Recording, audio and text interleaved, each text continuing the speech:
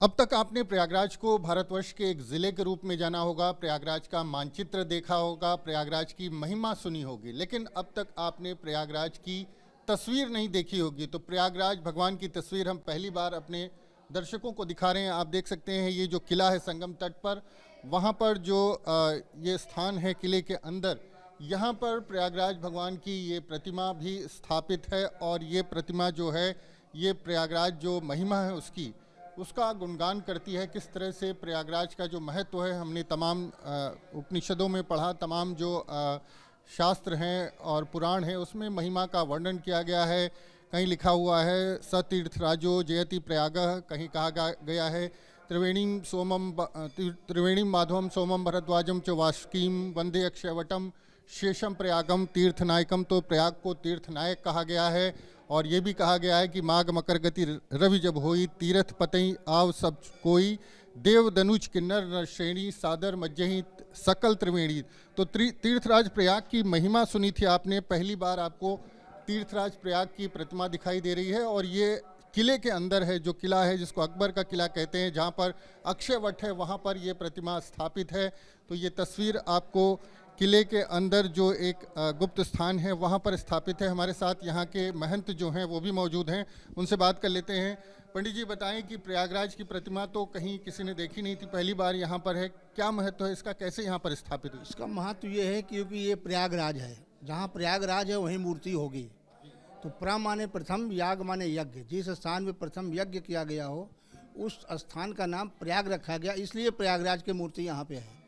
ये मूर्ति 4 युग से मानी गई है। अक्षयवट, सतयुग, त्रेता, द्वापर और कलयुग।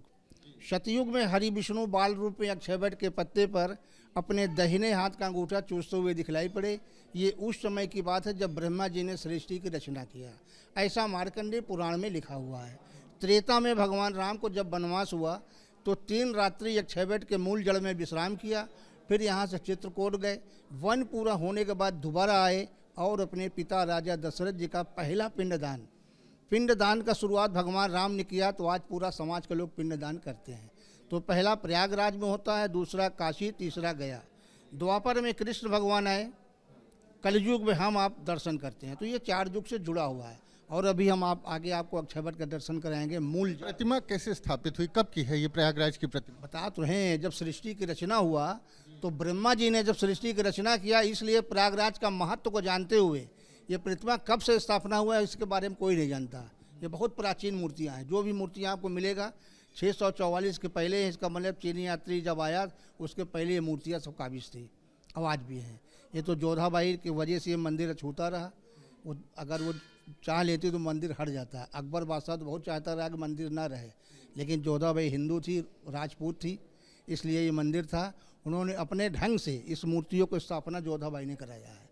ये मंदिर की खूबी है। तो पंडित जी थे हमारे साथ जो बता रहे थे कि ये 4 युग की प्रतिमा है जो प्रयागराज की प्रतिमा है। प्रयागराज का महत्व तमाम स्थानों पर लिखा हुआ है। ये भी कहा गया है को कही सकई प्रयाग प्रभाव देव कलुष कुंजर मृगराऊ। तो प्रयागराज की महिमा का वर्णन मिला था, तमाम जो पुराण हैं, तमाम जो लिखित परंपरा है उसमें मिलता था।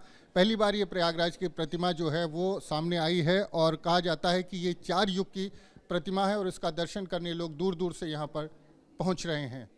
वीडियो जर्नलिस्ट विजेंद्र कुमार के साथ Manvendra Pratap Singh, news nation, Prayagraj. News nation अब व्हाट्सएप पर खबरों की ताज़ा अपडेट के लिए न्यूज़ नेशन के इस QR कोड को स्कैन करें।